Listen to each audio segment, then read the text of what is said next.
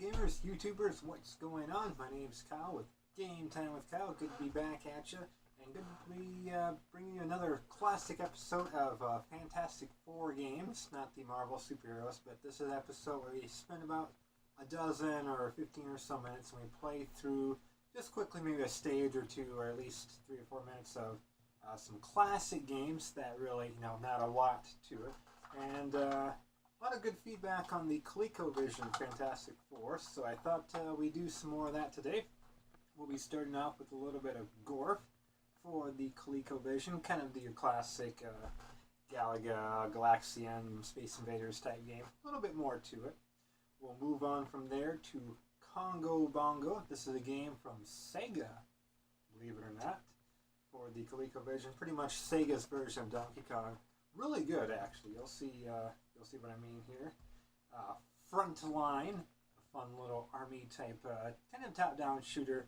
Very fun as well. Actually, really do enjoy this one. And we'll finish it off. Kind of a little bit of a different cartridge. This is made by Microfun. Their cartridges were always a little different. Got a nice gold finish there. And this is Miner 2049er, an absolutely addicting game for the ColecoVision. So we'll play these 4 games next in order on the mighty, often overlooked, sadly, ColecoVision. So stay tuned. Enjoy the new intro.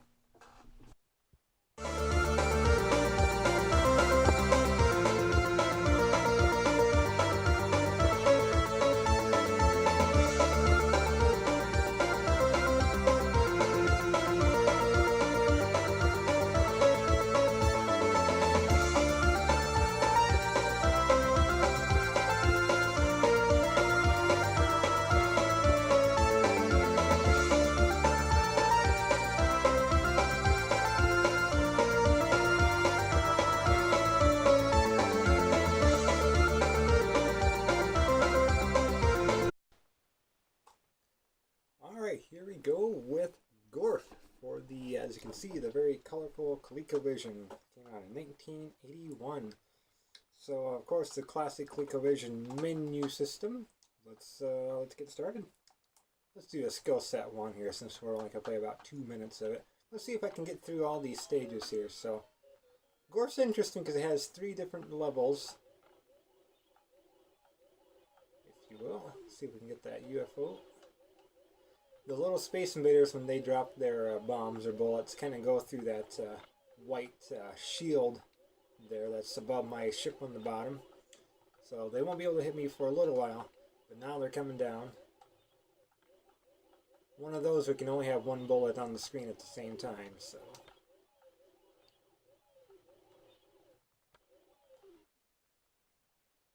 Two more here. Oh, nice. Got him this time off. Oh!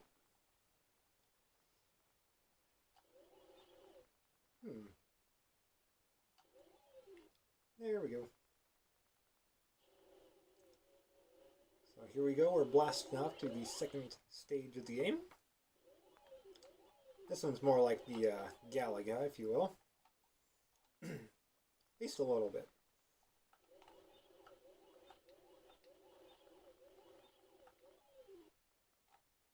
Never as popular as some of the other kind of spaceship shooting type games, Gorf, but very unique. I really like it. Definitely deserves a lot more attention.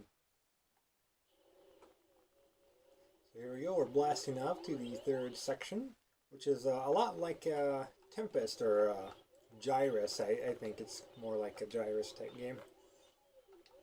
For those of you familiar with that one. So now we kind of got 3 games in one. It's kind of fun.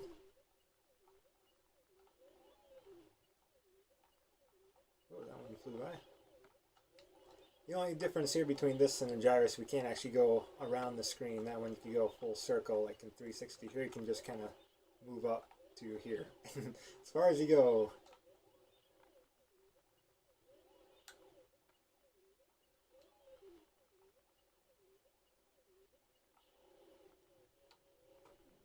Alright, that was the 3rd section.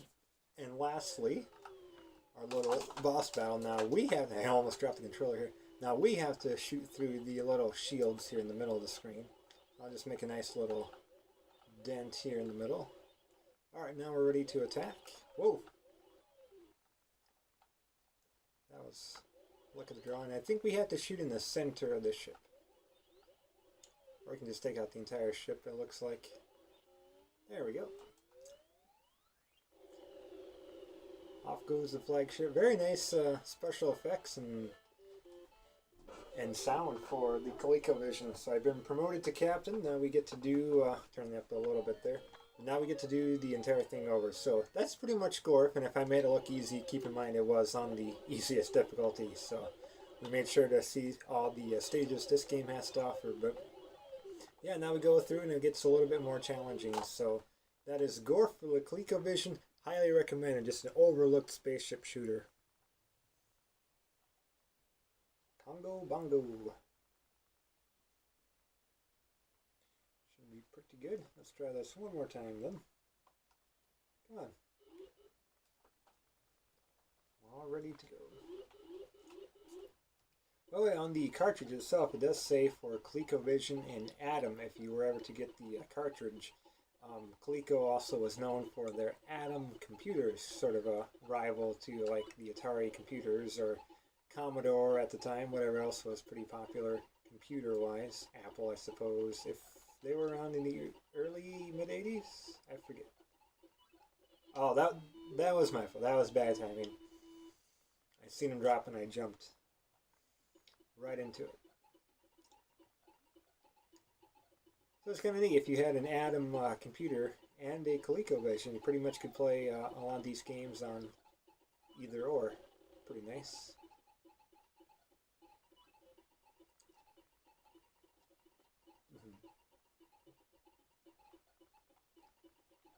Get off me, monkey.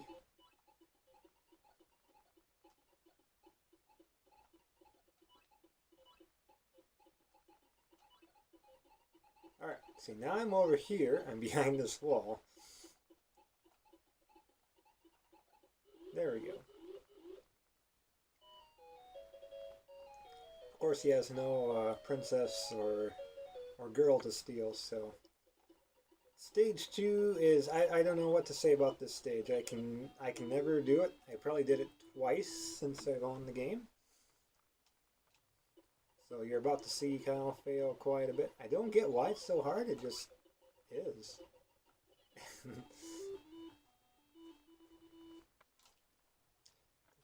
Those creatures can move pretty quick. I don't know what to say about that.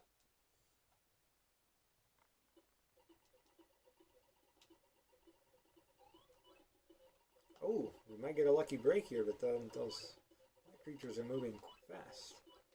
And I can never go. There we go. Nice. You deserve a little pat on the back for that one.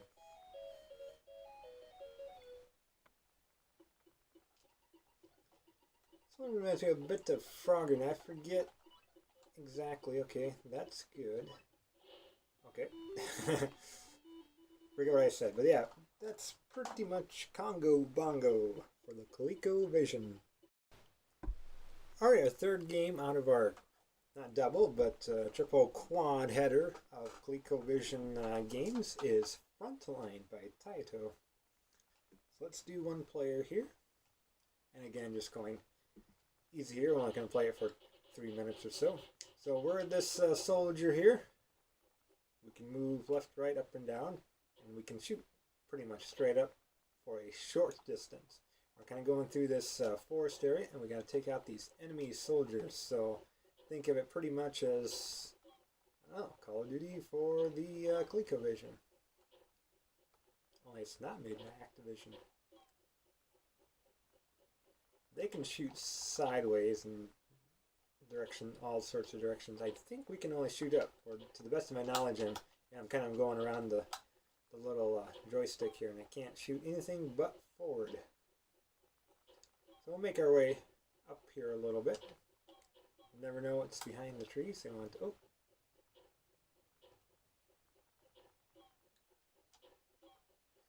It's a little mundane at first, you know.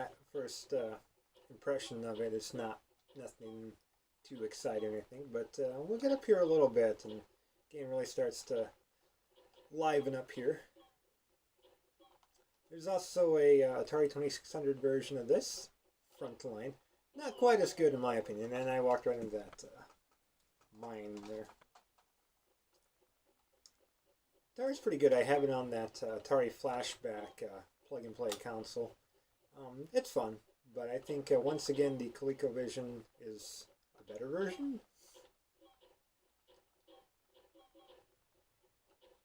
Colecovision really could run just a lot of games. I bet it could even run GTA 5. Scaled down, of course. But it's that good of a system. Very advanced for its time.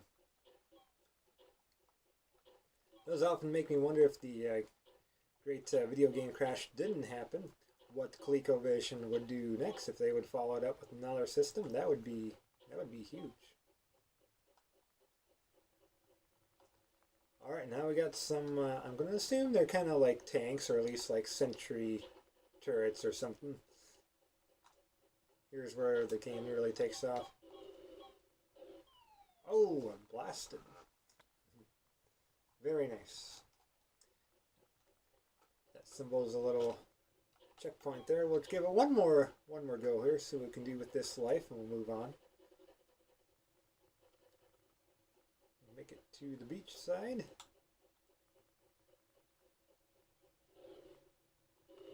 Oh, that scared me. I'm not sure if they can be taken out. I always tried to fire several shots at it, but I never could quite get them taken out, so maybe you can't. In which case, run for your life. Or just get hit, run over by it. So that is Frontline for the ColecoVision, and of course the Atom computer. Very fun game, highly recommended. Micro Fun, the fun goes on forever, presents Miner 2049er.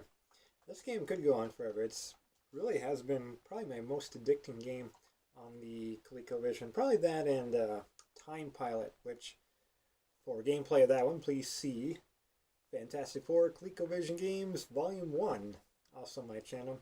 If you take a look at the playlist, I probably have it in the ColecoVision playlist as well for your convenience, like how they're organized.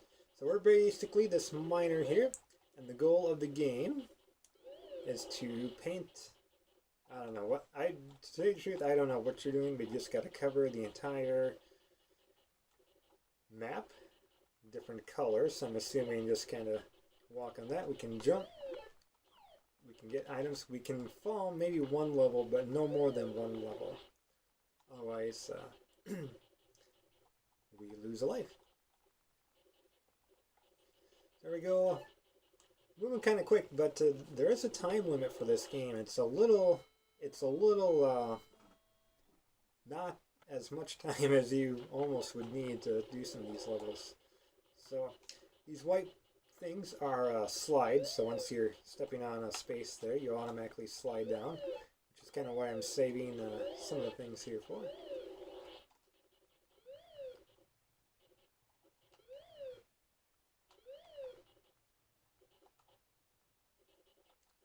I don't know if I can jump. Oh, okay. That was a little too far. That's what happens when you take a long fall. We can see how definitely this very addicting game is also a two-player game. It can alternate turns and whatnot. One of those really fun arcade games, in my opinion. Let's get a little bit of that. Ah, I meant to jump again. Well, the buttons do work. Apparently, the person using them do not.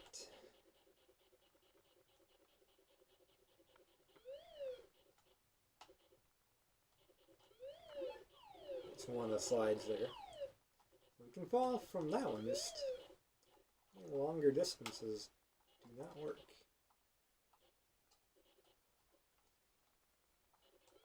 Hey, I did it that time. Alright.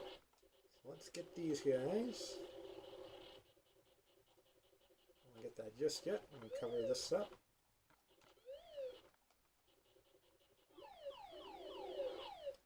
There we go. now we're all set, but now that time is going to be the next thing to... So what do we have? Okay, we have right above that slide there. I'm not going to do it. Time limit, it's not very forgiving. Pretty close though, only one space left. So yep, and that was only stage 2. It gets harder and harder. This game is very addicting. I feel like I got to play it several more times after this video. So thanks for everyone tuning in. Thanks for subscribing if you have done so. If not, why don't you do so you don't miss any more of these fantastic gameplays. And as always, thank you for everything else. You're pretty awesome watching this video. Stay tuned for more. Kyle out.